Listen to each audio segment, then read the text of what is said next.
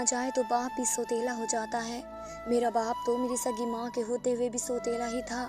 میری آنکھوں سے آنسو بہہ رہے تھے کیونکہ آج میرا نکاح تھا اور میں ایک بے جان سا وجود لیے بیٹھی تھی۔ مجھے لگ رہا تھا کہ میں مر چکی ہوں، ابھی کچھ دیر بعد نکاح کے لفظوں میں میرا جنازہ پڑھایا جائے گا، میری ڈولی میت کی طرح سے اٹھائی جائے گی اور قبر کی جگہ مجھے اس گھٹے اور ہوس کے مارے شخص کے کمرے میں پھینک دیا جائے گا جو انسان کہلانے کے بھی قابل نہیں ہے۔ میری آنکھوں میں شدید قسم کی جلن تھی۔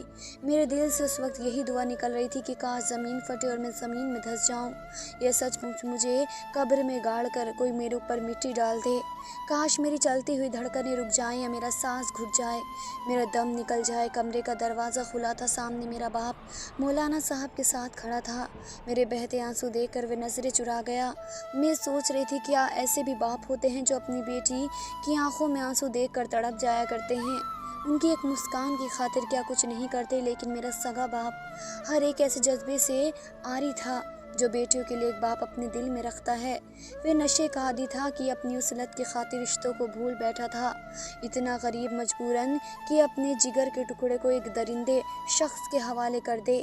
میرے سامنے میرا باپ بیٹھا نکاح کے نام پر مجھے دنیا میں ہی جہنم میں پھینک رہا تھا۔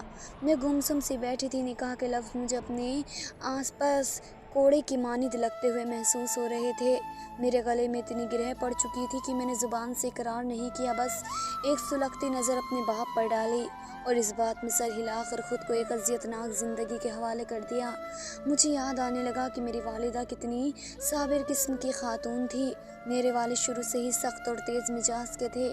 میری ماں ہر وقت میرے باپ سے ڈری سہمی رہتی تھی۔ ابا گھر آتے تو امی ہر کام ان کے آنے سے پہلے ہی کر چکی ہوتی، گھر صاف ستھرا ہوتا تھا، کھانا بنایا ہوا ہوتا تھا اور کوئی ایسا کام نہیں ہوتا تھا جس پر میرے والد چلا سکتے یا ڈانٹ سکتے، لیکن پھر بھی ابا کھانا کھائے ہوئے نکس نکالتے تھے۔ میری ماں ہر وقت ڈپریشن میں رہنے لگی تھی اور مسلسل ڈپریشن میں رہنے کی وجہ سے ان کے دماغ میں رسولی بن گئی تھی، ان کے سر میں اتنا شدت سے درد اٹھتا کہ وہ تڑپ کر رہ جاتی، لیکن یہ سب دیکھ کر میرے والد کے سر پر جوں بھی نہ رہتی، وہ ایک بے حس انسان کی طرح سے دوسرے کام میں چلے جاتے۔ میں اپنی ماں کا کبھی سر دبانے لگتی، کبھی درد کی دوا کھلاتی، لیکن وہ درد تو کسی بھی چیز سے کم نہیں ہوتا تھا، اور ایک میری والدہ وہ درد سہتے ہوئے دم ہی توڑ گئی تھی۔ اپنی ماں کا مردہ وجود دیکھ کر تو میں پاگل سی ہو گئی تھی، میرا رو رو کر برا حال تھا۔ میری ماں ہی میرا سب کچھ تھی۔ میرے والد کو شاید میری ماں کی موت کا ہی انتظار تھا، ان کی آنکھ سے ایک آنسو نہیں آیا تھا۔ ابھی تو میری ماں کی قبر کی مٹی بھی سوکھی نہ تھی کہ میرے باپ نے دوسری شادی کر لی۔ میں ابھی اپنی ماں کا صدمہ بھی سہ نہیں پائی تھی کہ سوتیلی ماں میرے گھر پر آتے ہی قبضہ کر گئی۔ وہ عورت خوبصورت تھی اور میرے والد سے اس کا چکر پہلے سے ہی چل رہا تھا۔ یہ بات مجھے میرے باپ کی شادی کے بعد معلوم ہوئی۔ وہ عورت بس ایک خوبصورت ہی تھی، نہ وہ پڑھی لکھی تھی اور نہ ہی اس میں سلیقہ طریقہ تھا، بات بھی یوں کرتی تھی جیسے کہیں جاہل خاندان کے گھر سے اٹھ کر آئی ہو۔ مجھے وہ عورت ایک آنکھ نہیں بھائی تھی، لیکن میں چپ تھی کیونکہ میرا باپ تو دل و جان سے اس پر فدا تھا، اسے تو اتنا بھی لحاظ نہ تھا کہ جوان بیٹی بھی گھر پر موجود ہے۔ بیوی کی تعریف وہ کھلے الفاظوں سے کرتا تھا کہ میں ہی شرم سے نظریں چرا جاتی تھی۔ میں اب زیادہ تر اپنے کمرے میں رہنے لگی تھی۔ میں جتنا سلیقہ مند اور دھیمی مزاج کی تھی، وہ عورت بات بات پر جاہل کی طرح ہنسنے لگتی تھی۔ ابھی میں اس عورت کو بھی بے مشکل قبول کر رہی تھی کہ ایک دن مجھ پر ایک اور مصیبت ٹوٹ پڑی، جب اس عورت کا چھوٹا بھائی اپنی بہن سے ملنے آیا اور مجھے دیکھ کر اپنے ہوش کھو بیٹھا۔ رنگت تو اس کی بھی گوری تھی، لیکن حلیہ عجیب سا تھا، منہ میں پان، سر پر تیل چپڑا ہوا، آنکھوں میں گہرا کالا سرما، اس پر اس کی غلیل نظریں۔ وہ مجھے سر سے پاؤں تک غور کے دیکھتا رہا تو مجھے اپنے وجود میں چینٹیاں رینگتی ہوئی محسوس ہونے لگتی، میرا دل بے چین سا ہونے لگا۔ مجھے اس کی تیز دھار نظریں اپنے وجود پر خنجر کی طرح چبھتی تھی۔ وہ مجھے دیکھ کر اپنی بہن سے کہنے لگا، تمہاری سوتیلی بیٹی تو بڑی پیاری ہے، جوان بھی ہے، اسے دیکھ کر تو میری آنکھیں ٹھنڈی ہو گئیں۔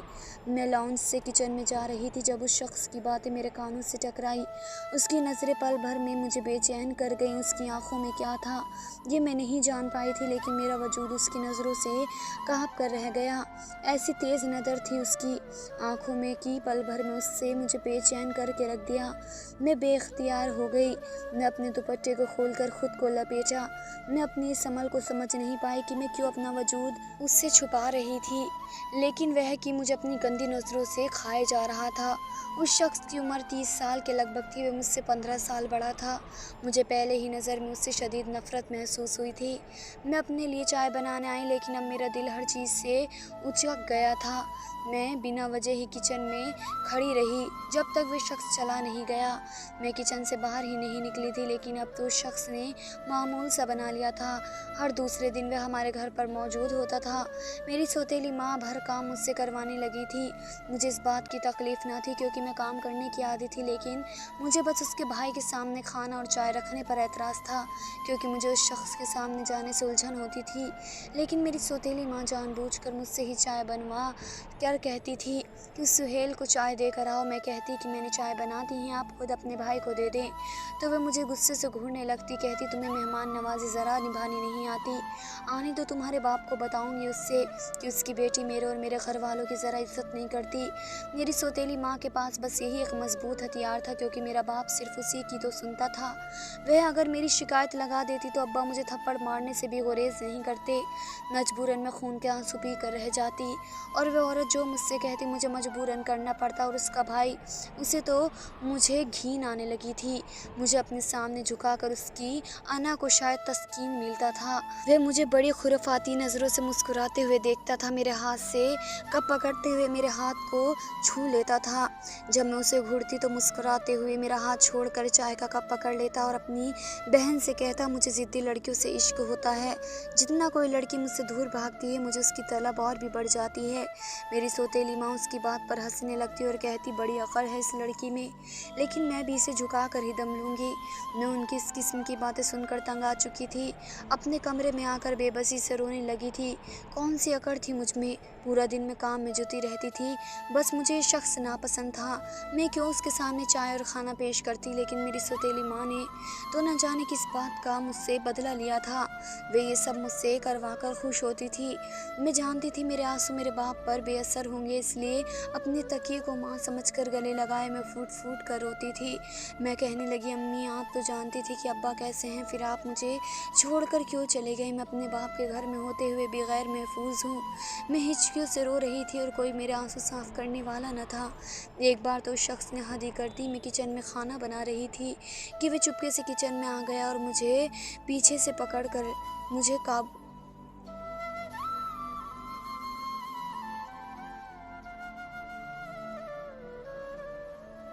अपनी बाहों में ले लिया। मुझे तो यूं लगा जैसे किसी ने मुझे आँख में झोंक दिया हो।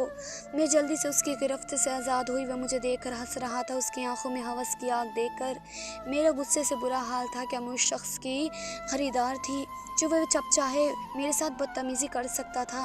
मैंने उसके मुंह पर खींच के थप्पड़ मार दिया। मैंने कहा तुम्हारी जुर्रत कैसे हुई मेरे साथ इस किस्म की घटिया हरकत करने की। मैं गुस्से से हलक के बल चिल्लाई थी। वह शख्स गुस्से से सुर्ख चेहरा और आंखों से मुझे देख रहा था। मेरी सौतेली माँ भी उधर ही आ गई। वह शख्स मुझे कहने लगा तुम्हारी इतनी जुर्रत कि तुमने मुझ पर हाथ उठाया। जो मेरी तरफ बढ़ा ही था कि मैंने तेज़ धार वाली छुरी पकड़ ली। मैंने कहा खबरदार जो मेरी तरफ बढ़े, वरना आज तुम्हें मेरे हाथों से कत्ल हो जाएगा। जिस कदर मैं गुस्से में थी मैं सचमुच उसका कत्ल ही कर डालती। वे घबराए पीछे हटा। मेरी सौतेली माँ मुझसे कहने लगी तुम इस कदर हद तक बढ़ जाओगी। तुमने मेरे भाई पर हाथ उठाया और अब उस पर छुरी उठा रही हो। मैंने कहा कि अगर ये शख्स अपनी हरकतों से बाज नहीं आया तो मैं इसे जान से मार डालूंगी। इसकी हिम्मत भी कैसे हुई मुझे छूने की। मैं किसी शेरनी की तरह दहाड़े मारती हुई बोली थी। उस वक्त तो मेरी माँ और उसका वह ठरकी भाई वहाँ से चला गया। मैं जब्त करके थक चुकी थी, लेकिन मैं नहीं जानती थी कि वह रात मेरे लिए क़यामत की रात होगी। मैं जब गहरी नींद सो रही थी तो मुझे यूँ महसूस हुआ कि कोई मेरे बहुत करीब है। जैसे ही मैंने अपनी आंखें खोली मेरे मुंह पर किसी ने हाथ रख दिया। मैंने बस एक सरगोशी अपने कानों में सुनी थी कि मेरे छूने लेने पर तुम्हें बड़ी आग लगी थी। हाँ आज अगर मैं तुम्हारी इज्जत को पामाल करके रख दूँगा तो आज तुम क्या करोगी। मैं खुद को उस शख्स की गिरफ्त से آزاد کرنے کی کوشش کرنے لگی، لیکن وہ شخص اپنے ناپاک ارادوں میں کامیاب ہو چکا تھا۔ صبح میں بالکل بے جان وجود تھی، میرے ہاتھ میں پہنی ہوئی کانچ کی چوڑیاں ٹوٹ کر میری کلائیوں کو زخمی کر چکی تھی۔ اس شخص نے میرے ساتھ حیوانیت برتی تھی، اس شخص نے جلتے سگریٹ سے میرے وجود کو داغدار کر دیا تھا اور میرے منہ پر سے ہاتھ نہیں اٹھایا تھا کہ کہیں میری آواز سن کر کوئی میری مدد کو نہ پہنچ جائے۔ صبح اس شخص نے اپنی کمینی ہنسی کے ساتھ مجھ سے یہ کہا کہ تمہارے تھپڑ کا بدلہ ہے یہ۔ بہت اکڑتی تھی، میرے سامنے دیکھ لیا مجھ سے ضد کرنے کا انجام۔ اب اس رات کو ساری زندگی یاد کر کے رونا، اور میں یوں تھی کہ بے جان ہو چکی تھی، میرے آنسو تک خشک ہو چکے تھے۔ اپنی لٹی پھٹی حالت کا ذمہ دار میں کسے ٹھہراتی؟ میں اپنے ہی باپ کے گھر میں اس کی موجودگی میں اپنا سب کچھ کھو چکی تھی۔ وہ کمرے سے باہر نکل کر جانے لگا، اسی وقت فجر کی اذان مسجد میں بلند ہوئی۔ یہ سن کر میری آنکھوں سے 2 آنسو ٹوٹ کر میرے رخسار پر گرے تھے۔ میرے دل سے ایک آہ نکلی تھی کہ کاش یہ شخص مر جائے، لیکن یہ شاید مجھ پر ٹوٹنے والی قیامت کی ابتدا تھی۔ جیسے ہی وہ شخص اپنا چہرہ چھپا کر کمرے سے باہر نکلا، میرے والد نماز کے ارادے سے اپنے کمرے سے باہر نکلے۔ اسے میرے کمرے سے باہر نکلتا دیکھ کر ابا نے سمجھا کوئی چور ہے، کیونکہ اس نے رومال سے اپنا منہ چھپا رکھا تھا۔ ابا نے اسے پکڑ لیا اور اسے مارنے لگے۔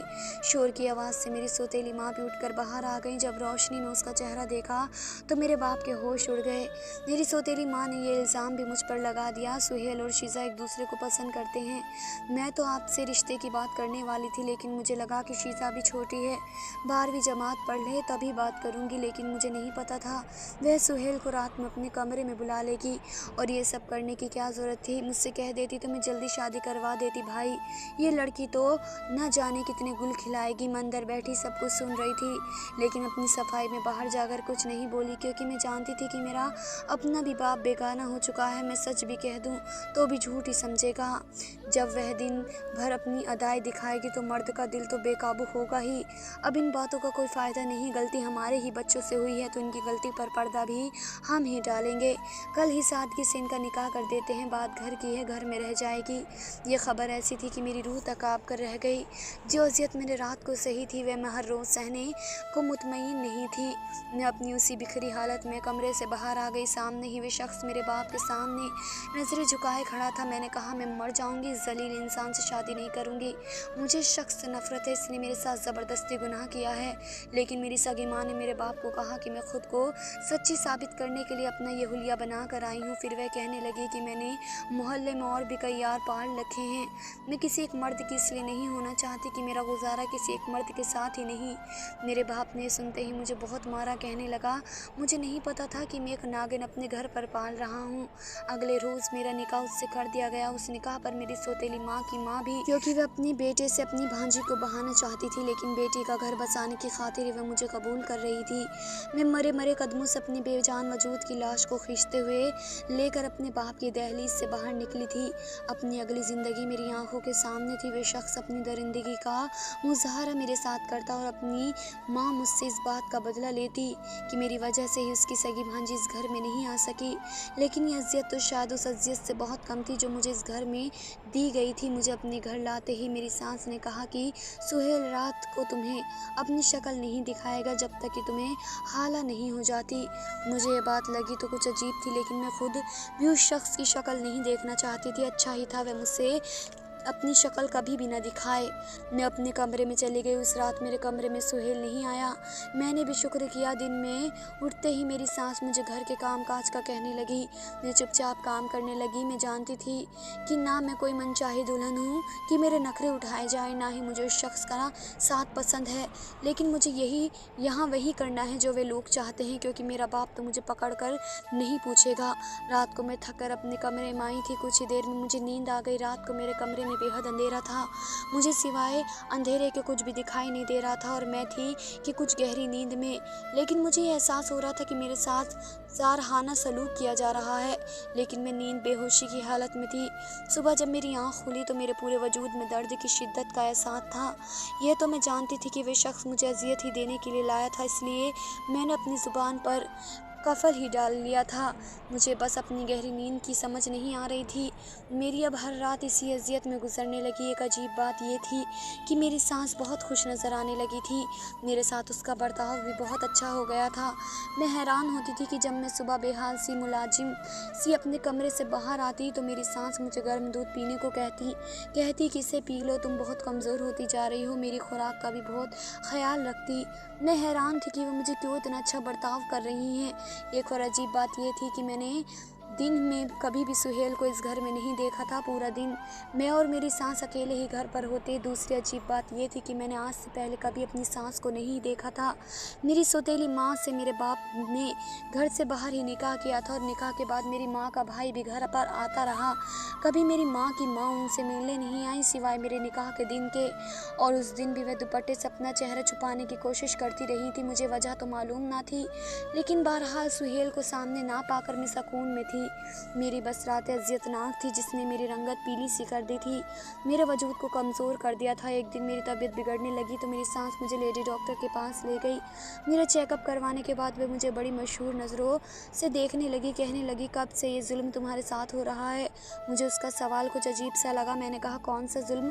तो जो कुछ उसने मुझे बताया मेरी रूह तक काँप गई। कहने लगी, तुमसे जिस्म फरोशी का काम लिया जा रहा है, तुम्हें नशे के इंजेक्शन लगाए जाते हैं, और जहाँ तक मेरा तजुर्बा बोलता है एक रात में तुम्हारे एक से ज़्यादा मर्द आते हैं। इन अल्फाजों ने मुझे जीते जी मार डाला। मैं जब वापस आई तो मैंने उस औरत पर गौर करना शुरू किया। वह पूरा दिन फ़ोन पर हंस कर मर्दों से बातें करती थी।